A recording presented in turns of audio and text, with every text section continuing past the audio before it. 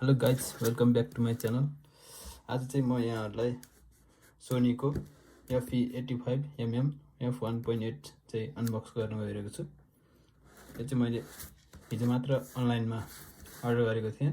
अब मसँग अर्को एउटा लेन्स पनि थियो, अब त्यो चाहिँ अलिकति रेन्ज पनि नपुग्ने हुनाले यो चाहिँ खासमा मैले स्ट्रिट फोटोग्राफीको लागि मेनली फोकस गर्नलाई भनेर किनेको। यो चाहिँ अलिक राम्रो, प्रायः सबै फोटोग्राफरहरूले चाहिँ युज गरिरहेको हुन्छ।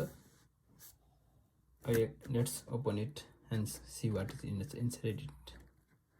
हेरौँ है त, ल के छ भित्र हेर अब होइन भित्र। ल सिल तोडौँ पहिला, अनि त्यसपछि यो के हो, यो इन्स्ट्रक्सनहरू, गाइडहरू, यो वारेन्टी पेपर जस्तो छ। सोनी कोरिया,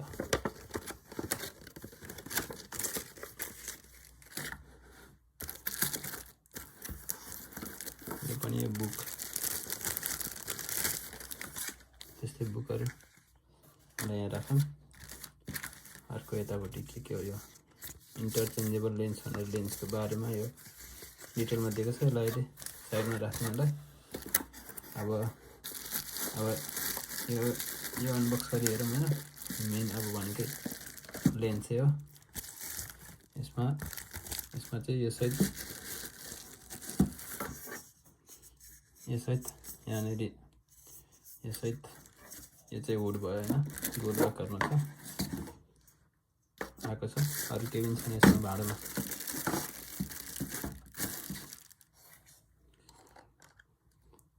यस्तो टाइपको छ चाहिँ। ल FE1.8 85mm को होइन। अनि स्मुथ, यो चाहिँ फोकसको लागि स्मुथ छ यो। अनि AF र MF को लागि अटो फोकस र म्यानुअल फोकसको लागि यो बटम छ। यहाँहरूलाई सजिलो हुन्छ यो अलिकति अटो फोकसको लागि र म्यानुअल फोकसको लागि एडजस्ट गर्नलाई।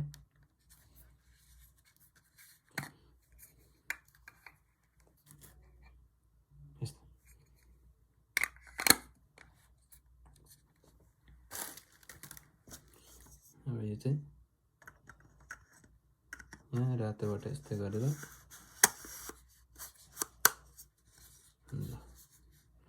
अब क्यामेरामा हाली हेरौँ है त। Wait for second. मेरो चाहिँ यो A7C मोडलको हो, सोनीको।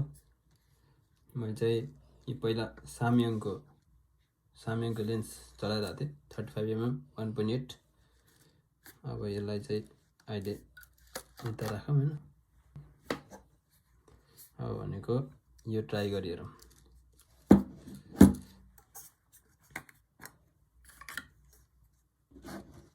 लेन्स हाल्ने तरिका चाहिँ के हुन्छ भने, तपाईँको यो सेतो भागलाई चाहिँ यो सेतो भाग र यो सेतो भाग मिलाउनु पर्नुहुन्छ। यो क्यामेरामा भएको सेतो भाग र यहाँ सेतो भागलाई मिलाएर यसरी राख्यो भने चाहिँ अनि क्याट्याक्क साउन्ड आउनु पर्ने हुन्छ।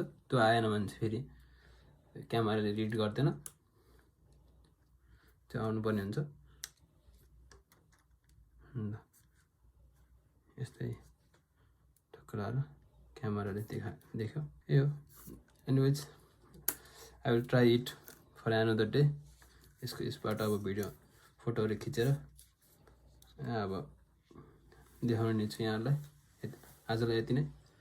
Thank you for watching my YouTube channel.